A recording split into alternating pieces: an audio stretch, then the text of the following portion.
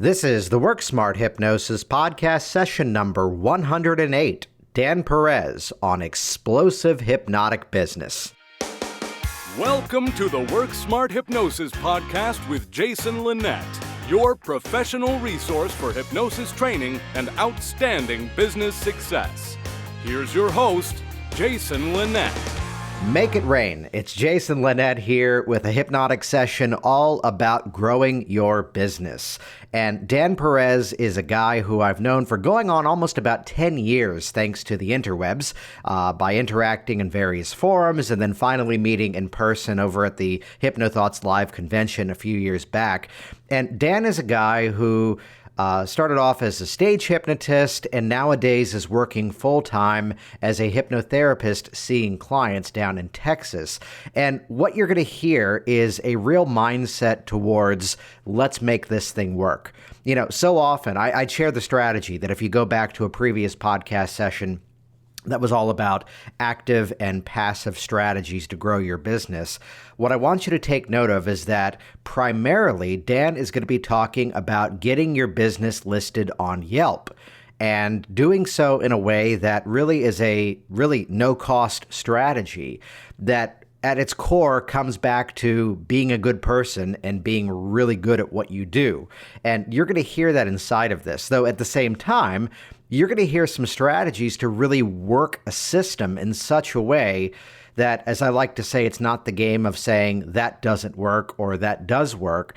The better question is instead to ask yourself, how do I make that work even better? So you're going to hear some strategies inside of this, which you'll hear me playing devil's advocate throughout this one, because some people might have a different reaction, a different opinion as to what Dan is doing, though at its core, it comes down to interacting with a client in such a way to really make sure they're satisfied with the service that you're providing. And take note, he is going to be talking about an extreme minority as well. And it's a strategy that honestly, I mean, you can see records of me doing as well, interacting with a client to make sure they are happy with the experience and interacting with a client in such a way to really bump up their success, get them on track with their goals, and really make these outstanding improvements. So we did title this as, and I was actually pinging Dan online right before I recorded this introduction, calling it Explosive Hypnotic Business, because there's a day where suddenly, as Dan put it, the phone was ringing, business spiked, and it was him backtracking to go, okay, what's making this happen? And to really track that success down, you know, really to play that 80-20 principle, as it were, to figure out what is that one thing that I'm doing that is really making the phone ring and really making my business run. For me, it's the online videos and the work that I did in the past in terms of live networking. And to get more advice, to get more strategies in terms of your business, of course, head over to hypnoticbusinesssystems.com to get full instant access to the Netflix for your hypnosis business training library. Though in the meantime, let's jump right in. Here we go. This is a great one you got to listen to. Session number 108, Dan Perez on explosive hypnotic business. So what happened with me was I started using hypnosis for self-improvement many years ago and was just reading different books and just whatever I could find and just working on hypnotizing myself. And I wasn't really a low responder, but I was not, you know, a somnambulist either. So it took some trial and error for me to start seeing changes in myself. But I did start to see changes, and some of them were quite significant. And as I felt better and better, I was like, wow, this stuff is really cool. And I kept studying and just reading pretty much at that point, everything I could read about it, and got better. And then finally, there was a friend of mine, I just can't remember his name. He was a hypnotist in Wisconsin. And we were chatting at the time on I guess, a fairly primitive bulletin board system or something like that. Yeah. And he said, you know so much, because we were talking about hypnosis, and he says, you are so knowledgeable, you really should be like hypnotizing other people. And I thought, okay. So he turned me on to Anthony Jacquin, and that's when I read Reality is Plastic. And that sort of really solidified my ability to hypnotize someone else. and I was pretty thrilled at the idea and kind of what the possibilities were. And I initially approached it because Jack, when, made his fame as a street hypnotist, I was kind of interested in that aspect of it. So I started doing some street hypnosis in bars and clubs, and was having actually quite a bit of fun, but not really doing very well figuring out how to make any money at it. So it was just kind of a hobby. And got better and better at that thanks to Jacqueline's tutelage, because I contacted him in the UK, and he was very friendly and accommodating, which he still is with all his customers. And so he gave me a ton of advice, and I started kind of following him and everything, learning little tips and tricks, especially, for the street hypnosis atmosphere and everything like that. And that kind of went on for a while. And then I got the bug to be a stage hypnotist. And so that's when I, contacted Jeff Ronning and started doing all that stuff. And that's, of course, how I met you originally. And then tried to do that for a while, but I just couldn't ever quite get it on a paying basis. I did quite a number of shows, but they weren't coming often enough for me to kind of, pay the bills with them or whatever. And so did that for a while. And in the meantime, was starting to kind of sporadically see clients for, therapeutic purposes, just helping a friend stop smoking or helping a friend lose weight or something like that. And that was going really well. And so eventually I just sort of actually used a pendulum, and I polled my subconscious about whether I should continue to try and do the stage stuff or go into hypnotherapy. And the pendulum actually said stick with the stage stuff, which was pretty funny, because I guess my subconscious is very optimistic. So I stuck with it a little bit longer, but I actually started to make money from doing hypnotherapy, and I thought, okay, I'm going to shift over to this.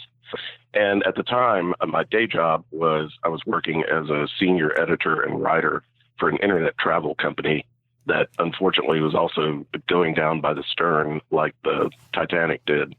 And so I hadn't had a raise in like 4 years, despite good reviews and stuff like that. And so I had instituted basically a 4-year plan to shift from the company over to a full-time hypnosis job. And I was sort of halfway through that plan when they dissolved my job there to consolidate with something else. So some other poor sap had to do a bunch of extra work because they let me go. And at that time, I was kind of panicky because I'd been underemployed with that company for some time, so we didn't have a lot of savings or any safety net built up.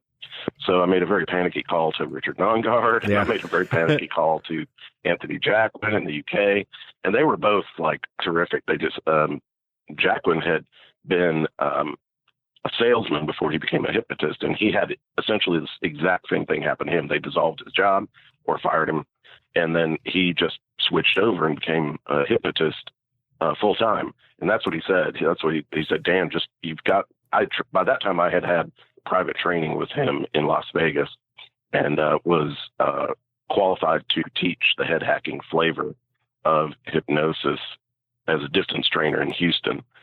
So I just said, okay, I'm just not going to look back. I'm going to do what they said. And Nongard gave me some great advice as well. And I just kind of shifted over, and it was, when I look back on it now, because I'm just a working hypnotist now. I've got an office and clients and all that stuff. But looking back on it, my first few sessions were in my house in the front room. Yeah. And yeah. I've got dogs. And so I was having to pace it if my dog started barking or something like that. It was a very shoestring kind of thing. And it's amusing to look back, but also kind of horrifying. Although the question to ask is, were you effective in that format? Actually, I was. Yeah. Actually, I was, because I knew how to pace. And so I said, I'm going to let you know in advance. I've got dogs and they may bark, but if they bark, it's just not going to bother you. And then I would reinforce the pacing once they were starting to go into trance and everything like that. So, I was effective, and I started to get more clients. And then I switched over and I started using sort of a part-time office. And the way it was at that time, it was Abbey Executive Suites.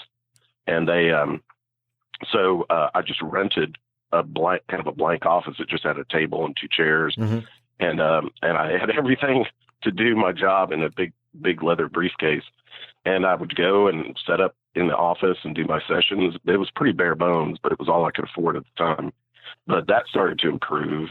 And so I started getting Yelp reviews, and I thought, wow, I'm going to really leverage this. And then I also used Mark Carlin's Groupon strategy. Yeah. And that basically, because I was able to finesse it the way the way he recommended, and use it as lead gathering instead of the normal kind of Groupon thing.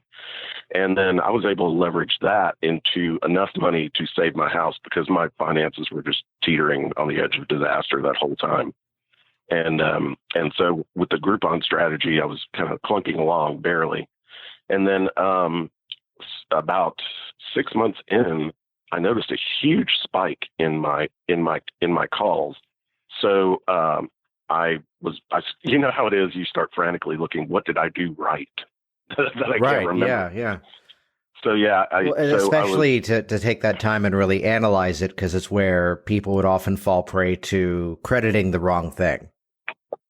Yeah, I wanted to know exactly what I did that caused that big spike in sales. And I traced it back to Yelp. And what happened was, because I'd gotten a certain number of reviews, Yelp has this kind of critical mass equation or something like that. And what I found was my Yelp page had jumped up to the very top of the Google rankings for hypnotists in Houston.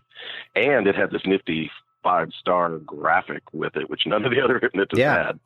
And so it was really Yelp that caused this huge spike in my sales, because I was now listed in the best of Yelp in 3 categories, and had all 5-star reviews, even though they've got that weird thing where they hide some of them or whatever. Yeah. And privately, and yes, this is going out in a public forum, but we can chat about this.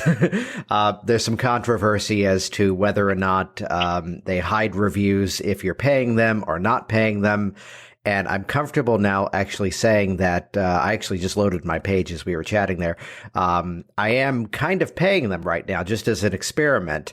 And yet, even though I'm paying them, I just scrolled down and it said 7 other reviews that are not currently recommended. Yeah. So whether you're paying them, that. The reason behind that, look at that one. A 5-star review is not showing up. This one's good too.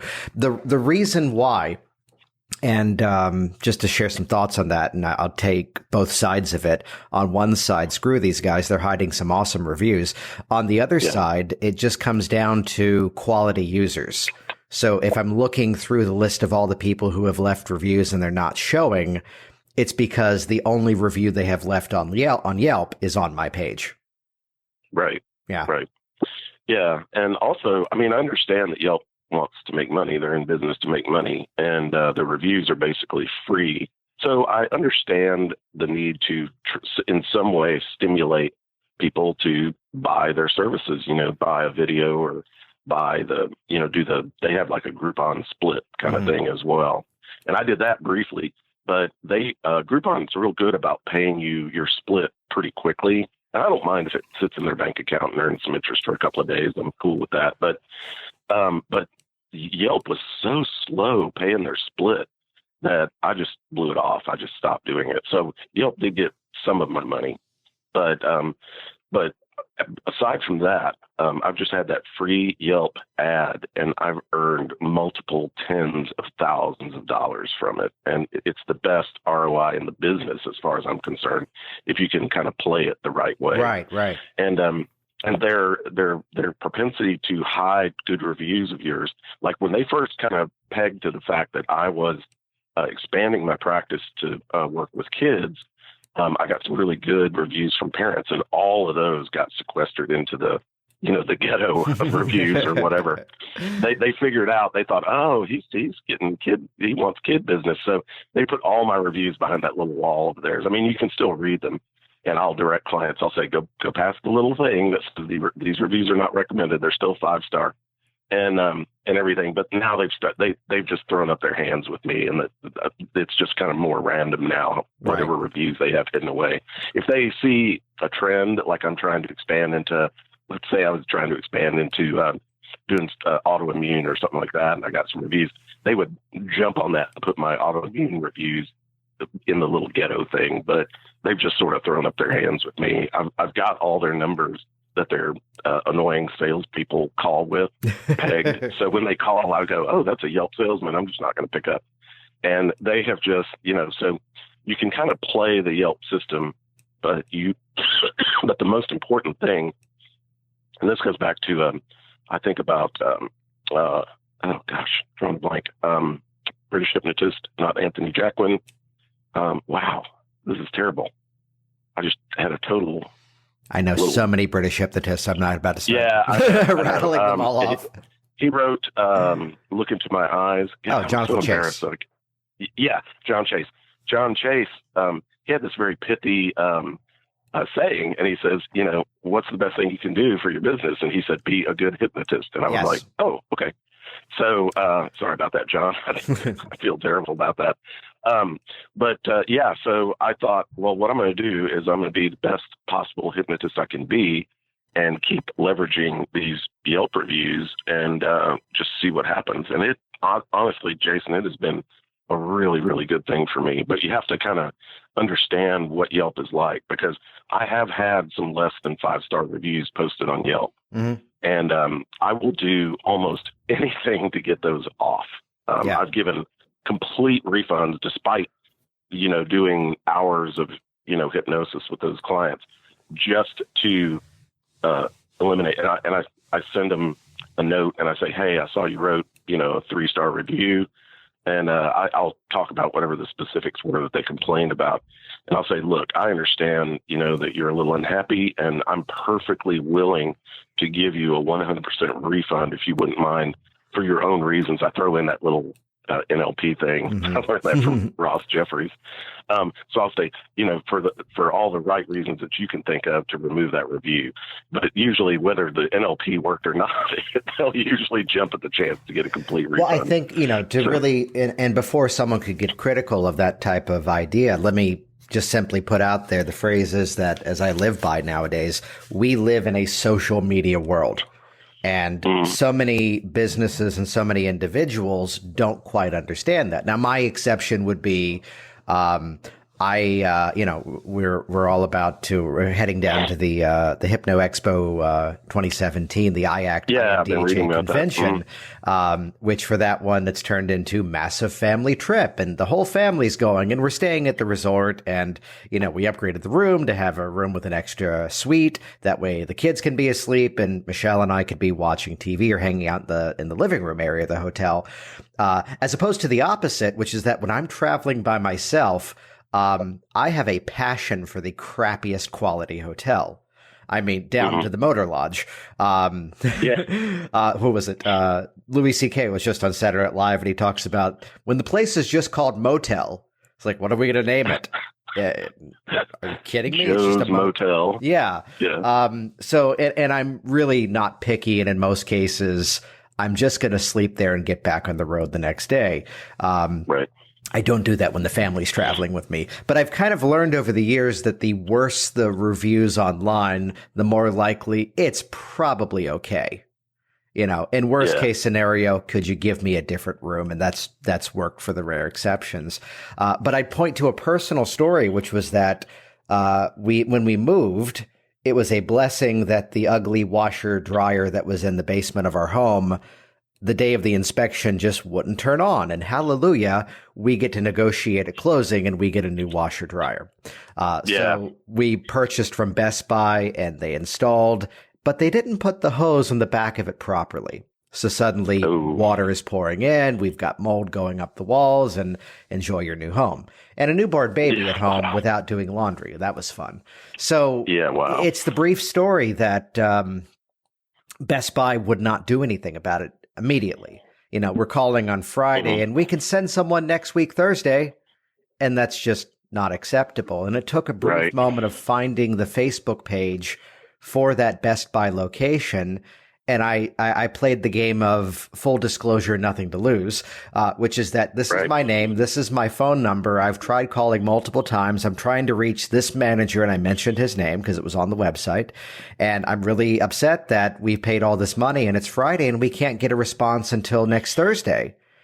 And within minutes, to their discredit, the post was deleted. But to their credit, that manager was on the phone with me saying, we're sending a handyman right now. Are you home? Yeah, that's the effect. And I believe, his I'm comment sorry. was that really wasn't necessary, to which my response was, it seemed like it was, and it worked. So I'd reference that. I mean, there's a learning lesson. I had a 2-star review that turned into a 4-star review because I didn't go so far as to say, please remove your review. But I responded by saying, the first response, and this is all chronicled online, I'm a little sad that it took 18 months to get feedback from you. If something really was an issue, I would have hoped you would have reached out to me earlier. And your entire response was all about stress. And if that was the issue, you've got 2 complimentary sessions for stress relief on me. I look forward to hearing from you soon. And I that's a great strategy. Yeah, and I never heard back, yet the review was immediately changed. There's a wonky one right now by a very successful client, and I'll leave it to this for those to do their research on their own. Very successful client, the husband left a 3-star review. Oh, wow. We'll just leave it at that. Yeah. No, so it comes back to that phrase to remove a review by someone who has not actually had your service. I had that recently. I had a non-client just pop in and write a review on Yelp, and it was something like, I haven't seen Dan Perez, but I just have a strong suspicion he hypnotizes people to leave these good reviews. Yeah. And I actually, and it was like a 3-star review or maybe even just 2. So I contacted Yelp and I said, look, this guy has admitted in his review that he did not use my services. So we need to get this out of there. And they actually complied and it worked out great. Nice. I kind of wrote a blog post about it. And it was like the old thing, wow, when you're on stage, do you pay those guys to act silly and stuff? And of course, the stock answer is, no, it's kind of easier and cheaper just to hypnotize them to do that. Yeah. But, I've really only had a few negative, problematic reviews. And I got one of those where it was like 2 years after the guy had come to see me in my little bare bones office thing. And he peeked into my briefcase when I opened it up. And I think I had some book on success by somebody or something like that he sort of thought that, wow, I was just working on the fly, learning hypnosis while I was hypnotizing him or something like that. And he didn't get good results. And then he waited a long time. And apparently he went to another hypnotist and he got the results he was looking for. And this could be ascribed to the time wasn't right with me, but it was right with the other hypnotist, or maybe just that hypnotist was better than me. But the bottom line was he wrote like a really negative review about the surroundings and all that stuff. So the way I dealt with that was I said, hey, I was kind of like you. I was like, hey, it's really good that you're giving me feedback kind of far down the line, but I want to send you pictures of my new office and it's really nice and my clients love it. I was working with what I could afford at the time when you were there, and I apologize for that. And I'm willing to give you a refund for all the right reasons if you don't mind pulling that review, because I wanted to show him that things were very different now. But when he came by, it was just the best I could do. And he was real good about it. I mean, he took the refund and then he pulled the review. So I'm pretty good at finessing that aspect of getting, problematic reviews removed. But I will also, my bottom line is I will give a complete 100% refund no matter how much work and how much resources I gave them. Although I want to play devil's advocate for a critic out there who might be saying that you're just kind of stacking the deck. You are talking about an extreme minority here. Yes. Yes. Okay. I mean, and actually when you, because of all the reviews I've written, I think I've only had 2. This is out of like 38, which I think I've got now. I've only you're had talking 2 about a fractional percentage here. Yes. Also, I'm a little obsessive about Yelp because it's earned me so much money.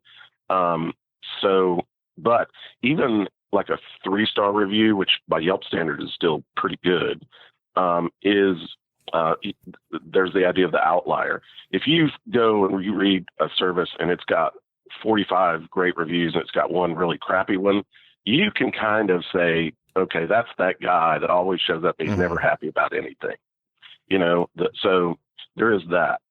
But there's just something, it's like going back to the old Seinfeld episode where Jerry has his vomit streak. He hasn't vomited for like 5 years or something like that. And then he eats a tainted cookie and he's going, no, I can't. I've got the vomit streak.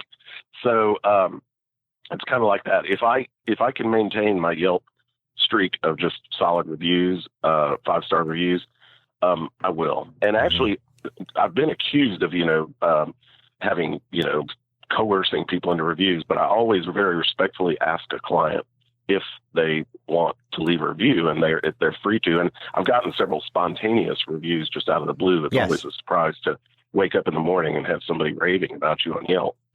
So yeah, your devil's advocate point is well made, but also my response would be, I'm in business. I'm in business to succeed. And if I can leverage one of my business, factors to be more advantageous to me and honestly to my clients, because, I've worked very, very hard over the years to become the best hypnotist I can be. And I'm still kind of obsessive about, I'm taking a David Snyder course right now. And so I'm still pretty obsessive. I've learned a lot from this guy named Jason Lynette. You might have heard of him. Anyway, so I've worked really hard to become the best hypnotist I can be. And by having this solid stack of reviews, it brings in more clients, and I'm actually able to help more people.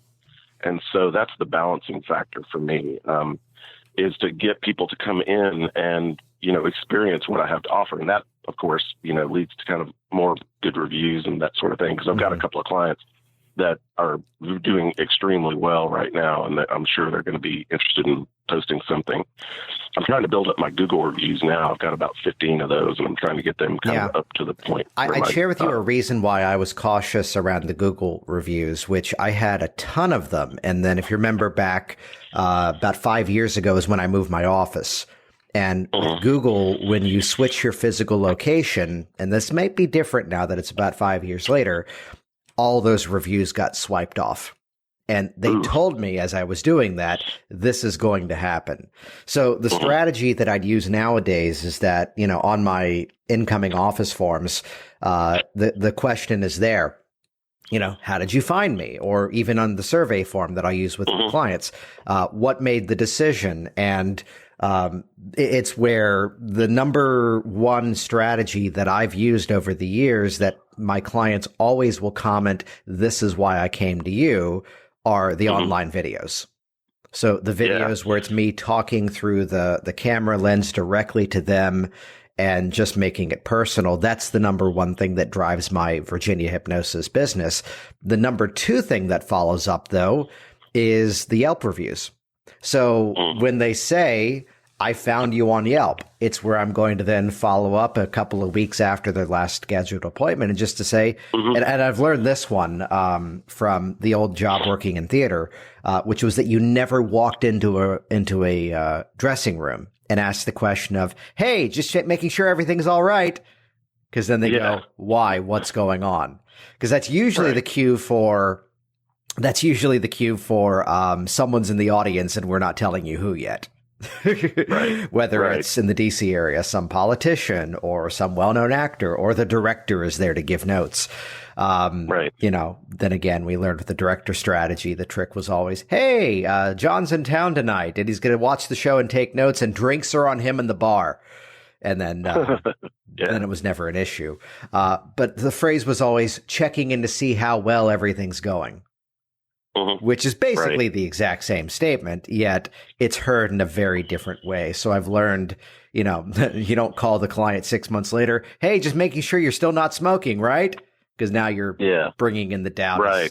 So it's like, hey, just seeing how well things are going and what you're up to nowadays as a non-smoker, something of that nature. Yeah, that's part of that, long-term pacing strategy and everything like that for making sure that your clients are still doing well. And that sort of thing. So, which is at that point that I'll go, hey, by the way, I was looking through my forms and I saw that you found me this way, so if you have a moment. And some clients I've reached the point in my business now, I'm 4 years in, a little over 4 years, and things are going smoothly. And I'm starting to now see referrals from previous clients that's going up. And so I've got clients who are very happy with the work that we've done together. And so they're well inclined. Now, if you're seeing a guy for impotence or something like that, it's unlikely that he's going to post a Yelp review, even if he's very happy with the results. But most people, I've had anxiety clients that were thrilled that they weren't suffering from anxiety anymore. I've had parents who were thrilled that their kids not pulling out their hair anymore and stuff like that. I'm on a kind of a trichotillomania streak. I mean, I've had a lot of clients for that, and just simple stuff that like Kelly Woods teaches for breaking collapsing anchors and stuff works really well for trichotillomania. So I just seem to get a disproportionate number of kids that are doing that, but the parents are thrilled, and so they'll leave a nice review, and a lot of people won't even initially realize that trichotillomania responds well to hypnosis. And so when they see that review, they're like, oh, my son's pulling out his eyebrows. I need to call this guy or something like that. But the Yelp thing has just been really, really good for me. And I've read enough beforehand that I knew it was a calculated risk. So I will tell other people that having reviews on Yelp is sort of like having a pet scorpion. It's pretty to look at, but you have to be careful when you pick it up. And and Yelp's like that, because I have a friend, she's a professional esthetician, and she is really good at what she does, but she got stung by some problematic customers. And so she hates Yelp, with the stereotypical passion of 1,000 suns or whatever, because, she got some negative reviews, and Yelp just kind of let those drift right up to the top. And that's part of their little bit of a strategy for them. And they have been criticized for, being just a side of the mafia for extorting, you to buy ads and stuff. But they also say, and they're very subtle about it nowadays. It's, if things don't work out, you don't wake up with a dead horse's head in your bed. But that, like I said, they queued on to my expanding my business to accommodate kids, and they immediately ghettoized all my kids' reviews. And I just thought, I'm just going to tough this out. If I get enough kid reviews, they're not going to be able to stick them all back there. And that hasn't been the case. They've relaxed that. My attitude is they just finally looked at this Dan Perez guy, and they just threw up their hands and said, we'll sequester some of his reviews, but we just don't care which ones and stuff like that. So, but it's been very, very worth it to me to not to just keep everything going smoothly with Yelp. And but I just, aside from that brief foray where I was doing the Groupon split with them, I just haven't paid Yelp any money at all, and I've done really, really well. And so that's why, to me, it's the best ROI in the business. And you can kind of finesse their system and everything. I have a strategy of saying they let you post pictures from your own business. So here's my office. Yeah. Here's my building. That's one of those key things that I'm glad you brought that up, that, on one side, there is the strategy of, again, it's where we're basically spending some time here talking about companies that people would often have some strongly held opinions about.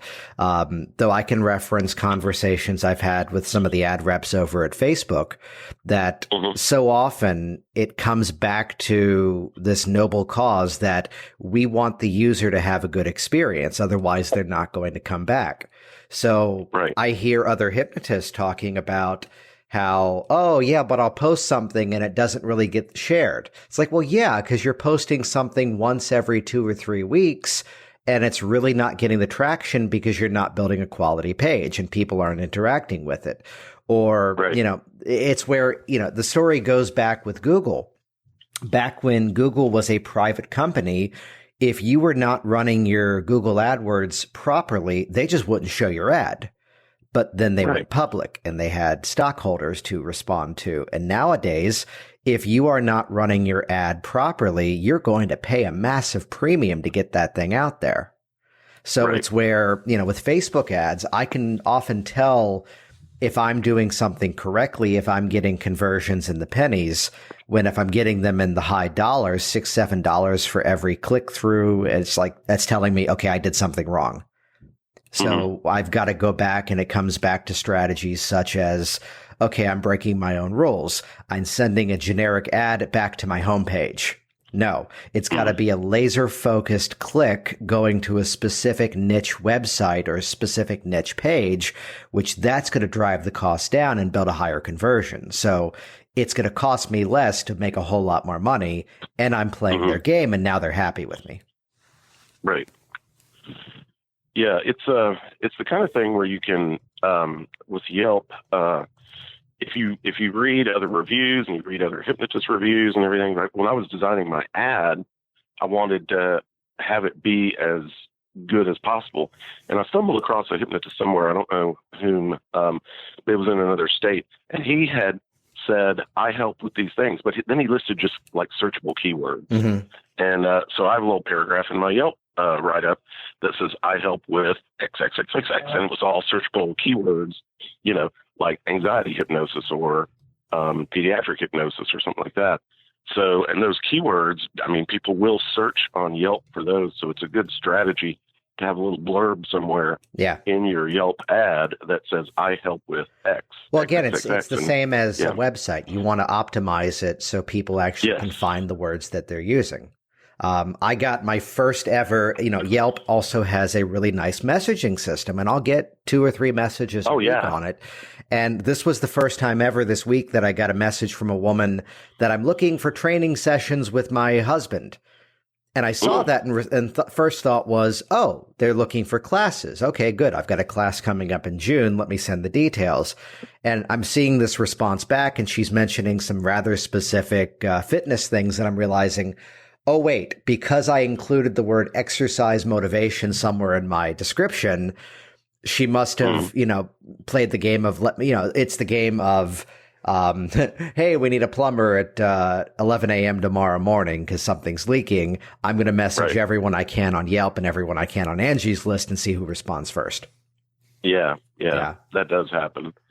And having keywords in your Yelp ad can be really helpful because it is a searchable thing, and especially if it's showing up in search engines.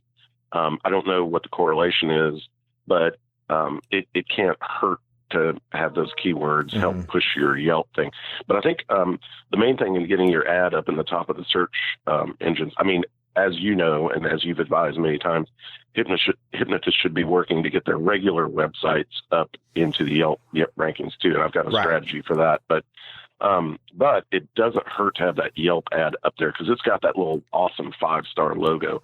And so I was looking at the other hypnotists in Houston, and it's Joe Smith, hypnotist, Beatrice, whatever, hypnotist, and it's Dan Perez.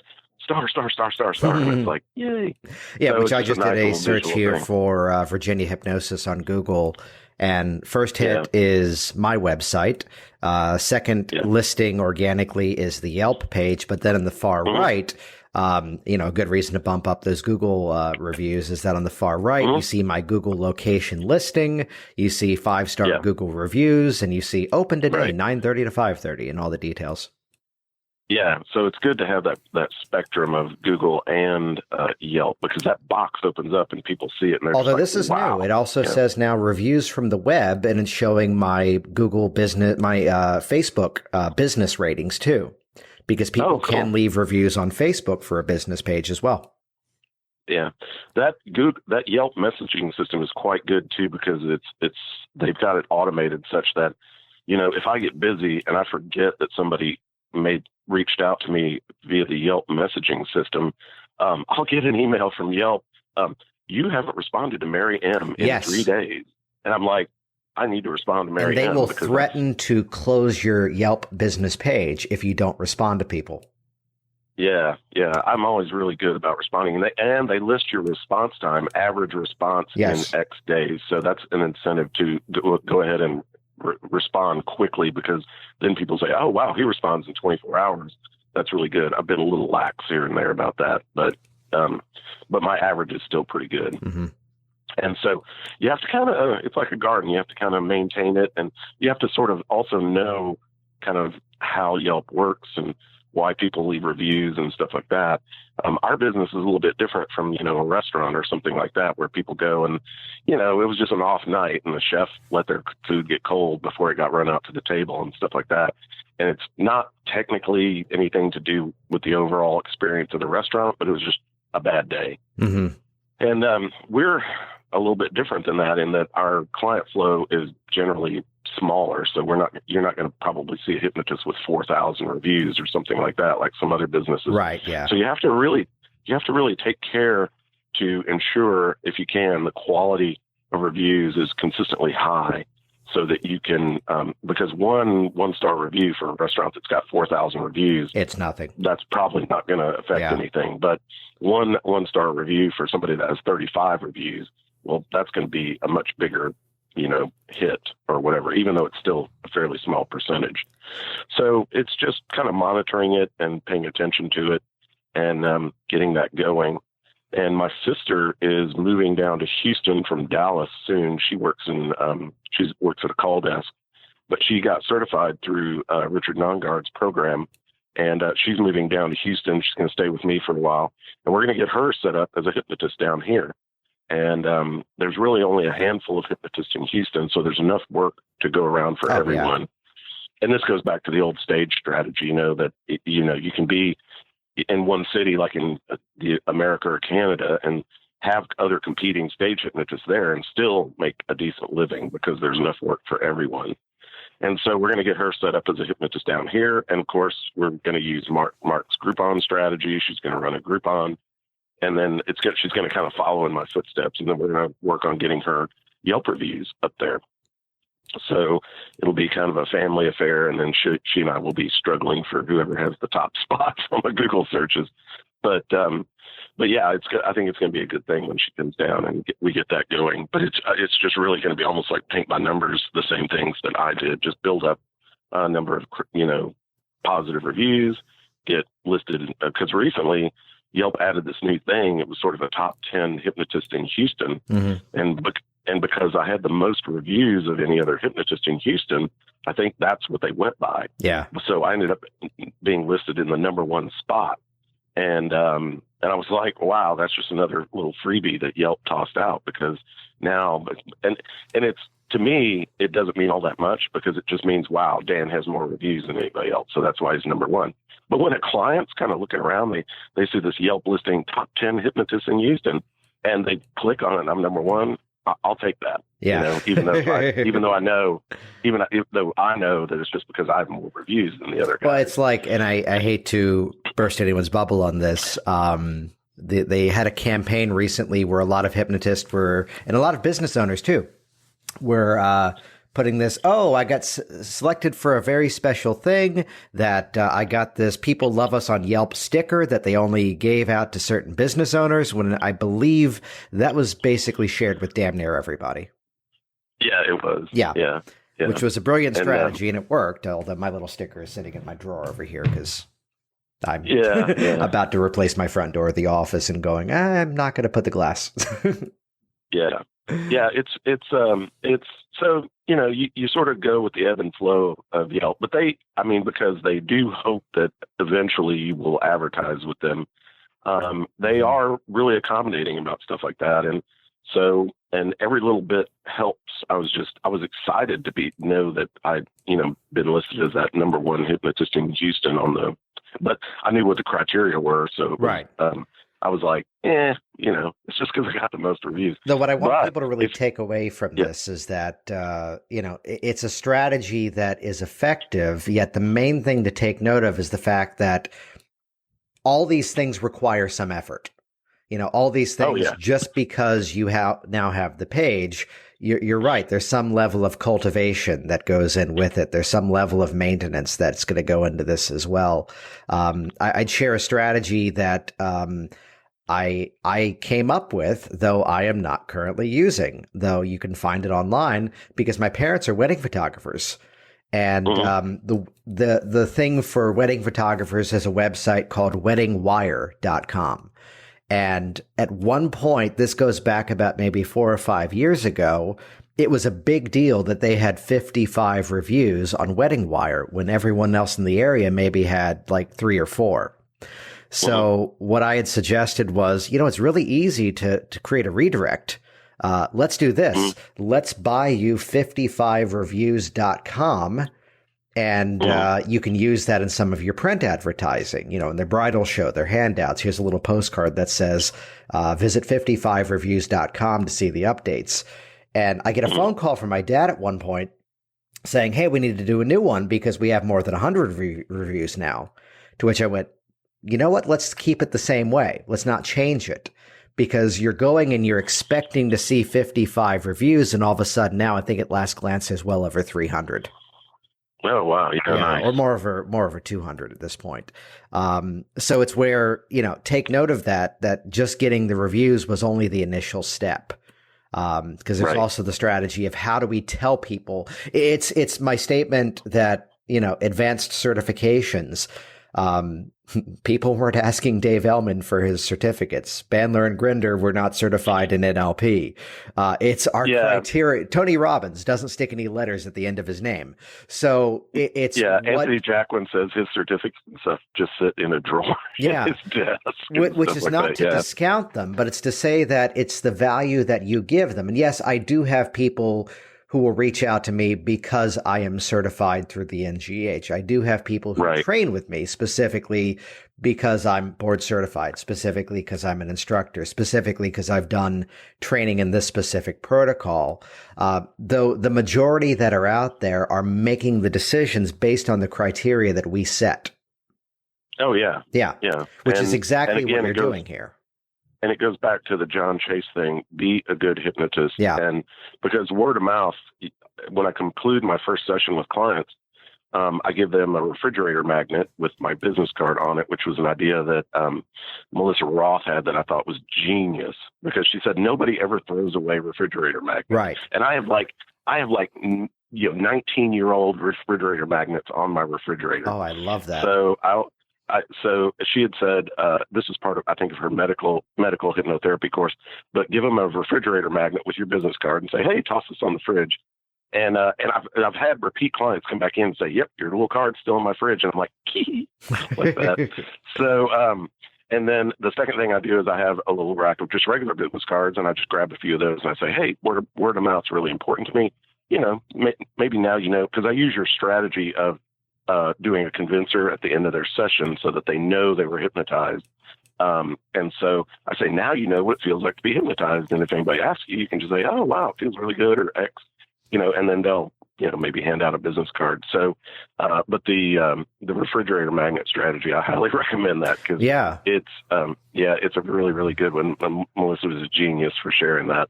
Well, I mean, one that I did for a while that I've gotten a little lazy on, there's a danger to when everything is working, which is a good place to be, but that's often where some of your best strategies you let fall by the wayside. I was doing at one point these really nice handwritten thank you cards to clients. I would even go so far as to make sure that I would take the long way home, because to go one specific route, I would drive past the post office that was open till 6:00, because I wanted you to have the thank you card in the mailbox from me the day after your first appointment. Mm-hmm. Which, a little note on that, and let me grab one of these because they're right next to me here. Yeah.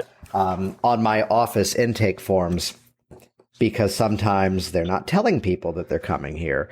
When I'm asking for their mailing address on the client history form, there's an asterisk next to address, and it says, follow-up may be done by U.S. mail, leave blank to opt out.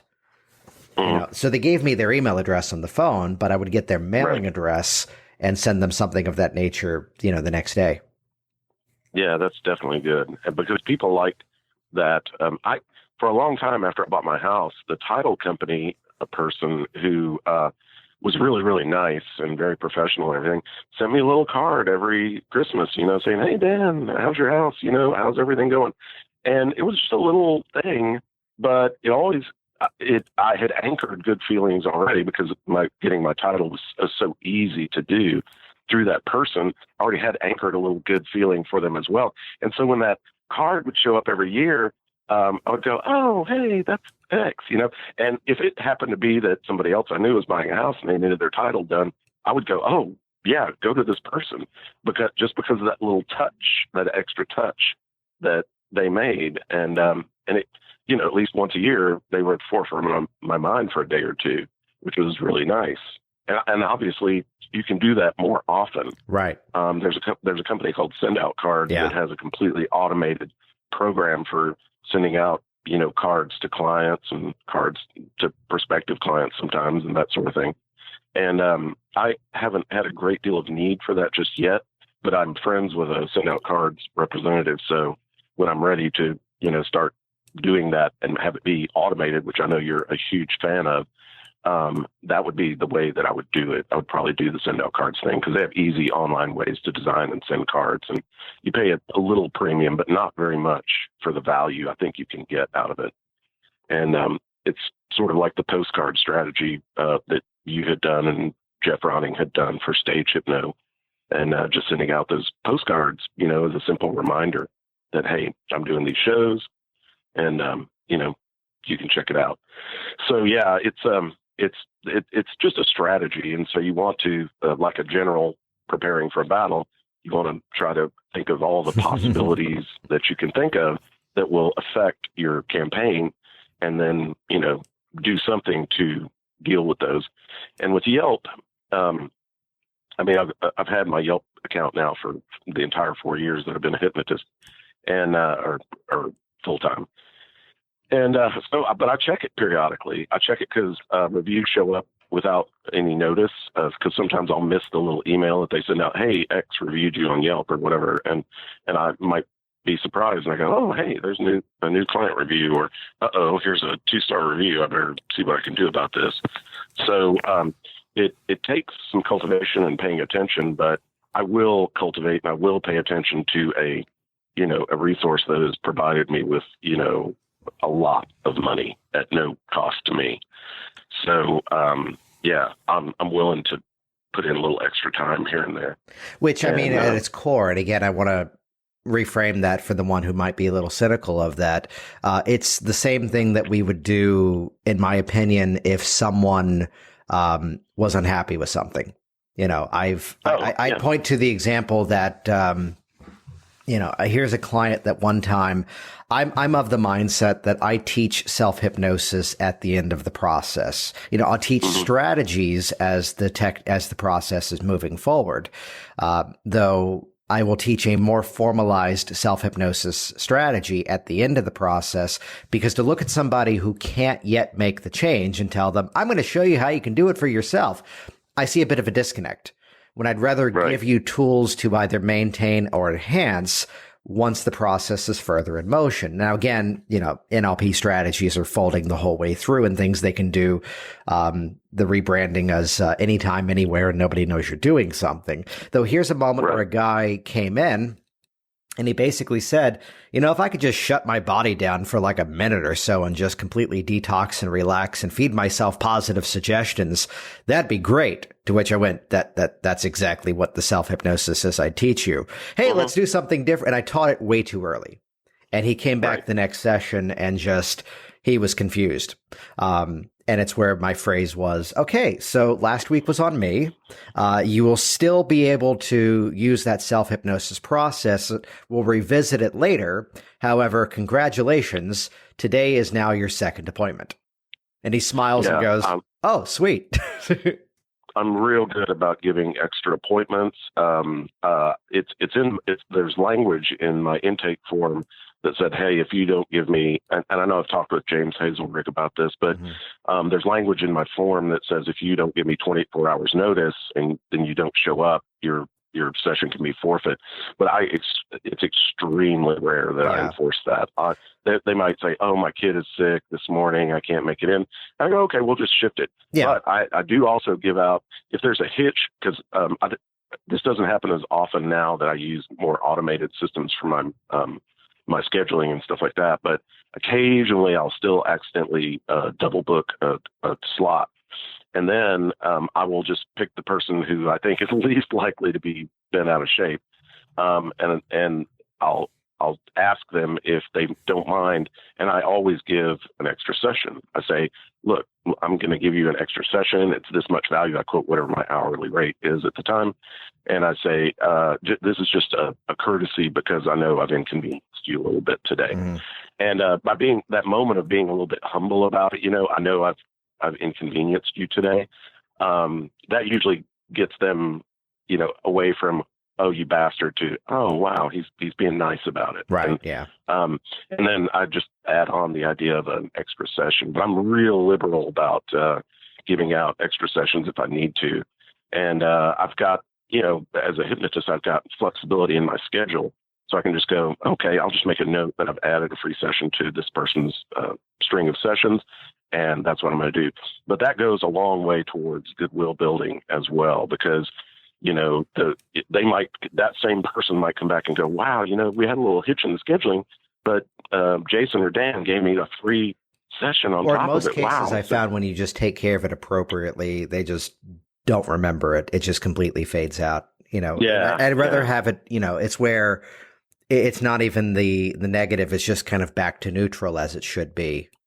Right. I am so fearful of two people waiting in my lobby that I'm proud to say that has never actually happened here. But two levels of insanity in terms of how I guarantee that. This morning was one that I have multiple email addresses, and one of the email addresses has now morphed into, oh wait, if we sync that one with my wife's phone, we have a shared calendar. Yay. And because I don't use info@virginiahypnosis.com for anything other than the calendar now, no client data is going to her phone. But the experience is, again, that, in these rare moments where even if it's not, it goes back to the stage manager career, even if it's not my fault, I am taking the blame. Yeah, I will do that as well, because that's very meaningful to people. They, when you get bent out of shape and you're thinking, wow, this is not the situation that I'm happy with, and you play bad cop with yourself, then you're reassuring them, yeah, something's wrong, and hey, I'm aware of it, and hey, let's do this to fix it. And that little sequence where you acknowledge that they're upset, and you acknowledge that there's a problem, and then you say, hey, let's create a solution right now. Right. Yeah. That you're happy with. And that it breaks down. I mean, David Snyder talks about that emotional refractory period, but you can break that down pretty quickly by just acknowledging that they're upset. When I was upset at United, it would have been great if they had said, hey, listen, we're really sorry. This is kind of a mix up, and we're going to get you on the plane as soon as we can. And it's kind of, we can probably improve this. So I hope you'll be patient with us. If they had said stuff like that, instead of just kind of saying, you got to wait before you get on. Yeah. I think my attitude towards United might have been a little bit better. And so when we as hypnotists kind of go out of our way to say, hey, yeah, wow, I totally screwed up. Although I don't use that verbiage, right. then yeah, they're much more open, and then they know you're sort of wending your way towards, hey, let's get a really good solution for this situation. And though I have double booked, it's rare now that I do that anymore, but I did have a few double bookings, and I just found that being real accommodating and apologetic, and hey, let's find a solution right now, and then bringing up the idea of a free session. Mm-hmm. And I actually mentioned the value of the session because, people sometimes balk at the prices that I charge and stuff like that. And so the idea of getting a free session that's, $160 or like if it was with Richard Nongard, $250 an hour or something like that, they're going to go, wow, I'm impressed that this person just saved me, $160 on my whole program or whatever. So that kind of thing. And it's just an hour of my time or an hour of your time or an hour of Richard's time. But it's even that monetary value, it's like getting the coupon, in the mail, and they go, hey, you get a free hot dog at the hot dog place because we love you. And so it has that same effect. And they And I've rarely had any difficulty beyond that. And actually, usually it results in another thrilled client because I went out of my way to accommodate them when I made, a screw up or something like that.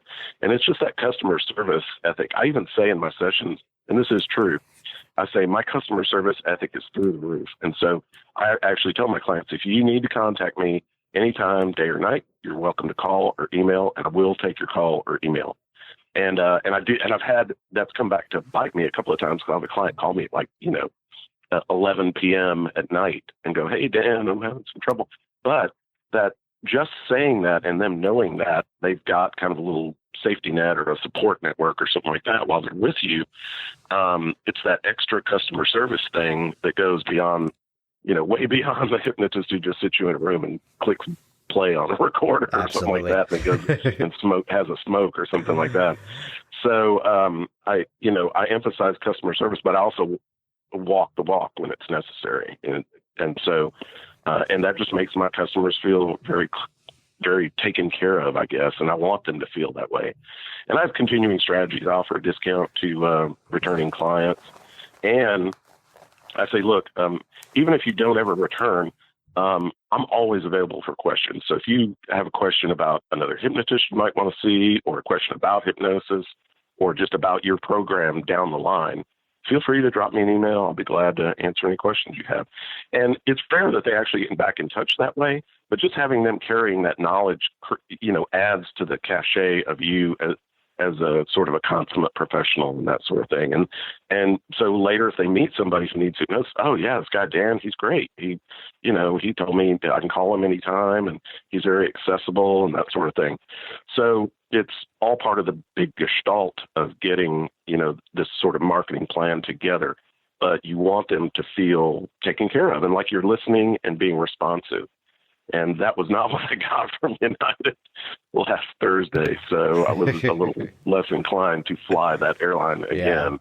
Yeah. And, but yeah, people, if you could even go a little bit out of your way to make them feel like you are genuinely responsive, genuinely caring, and, and searching for a solution that will make them happy, you can ride out the little bump. Well, I think the phrase comes back to, again, just simply doing good work. Hey, Dan, before we wrap up, because I've got a client actually about to arrive in the next couple of moments here, I'd ask you a simple question to rewind the story back. If you knew then what you know now, the old question, to have started and even earlier. So what would you have done different along this journey? I would have, so I've got your business course, and if I knew then what I know now, I would have instituted some of your strategies earlier. And, but in terms of the Yelp thing, I would have probably done it. I would probably do it exactly the same way, and get that going. And I would probably still use Mark's Groupon strategy, which unfortunately I'm unsure if he's still selling that or not, but it's a great strategy for Groupon. But, what would I have done differently? I can't really think of much that I would have done differently because I was trying to do the best thing I could do every step of the way. And I was very open to learning what I needed to do from people like you and NonGuard and other people to find out just the best practices that I could immediately institute. So I would be something that a science fiction writer once called himself. I would become a sponge for knowledge. Yeah. And just get all the information you can use on what you need and then start instituting it. But yeah, my one regret is probably that some of the successful stuff I'm doing now, you actually pinged me on that a while back and you said, "Hey Dan, congrats for using the strategy that I taught you 6 months ago," or something like that.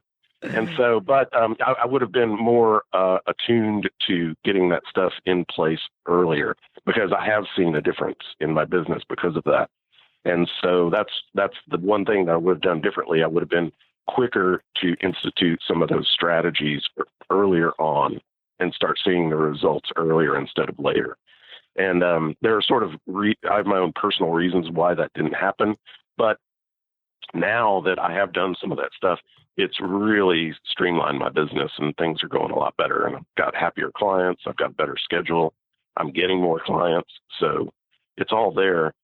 And so I would just, if you get a good resource from another hypnotist like Melissa Roth or Richard Nongard or Jason Lynette, I would say put it into practice as quickly as you can, and do what they ask you to do. If they say you need to create a website with your city or state in the name or the URL, put your city or state in the URL. I still have my main website is danperezhypno.com, which is a pretty crappy URL for a website. I haven't changed it because I created a blog strategy that pushed that up into the top of the Google rankings anyway. But yeah, that advice is really solid. And so when my sister starts up her business, her websites will have, keyword search organized URLs and stuff like that. And so I'm a bit of an exception in that way, but it made more work for me down the line. And if I'd had, I probably could have gotten a lot more clients earlier if I'd had, the city or state in the URL. So, find the people with the best advice, take their advice, and then institute it. That's probably what I would have done. Although I did a lot of that. There were just certain things that I kind of ignored and then said, oh, I'll try this. Oh, wow, what a good result. So that's kind of how it works. Hey, it's Jason Linett here, and if that doesn't inspire you to get out there and make sure your business can be found, I don't know what will. Though in the meantime as well, head over to hypnoticbusinesssystems.com. This is the program that Dan referenced as being helpful along his journey, and this is the program that you can begin to use as well. It's the entire digital brain dump of everything that I've done to grow my hypnosis business. As the hypnotic business guinea pig, testing strategies for you and really putting them into place and then sharing with you what works and how do you make it work. As I like to say, more, gooder, better. Head over to hypnoticbusinesssystems.com. Thanks for listening to the Work Smart Hypnosis podcast at WorkSmartHypnosis.com.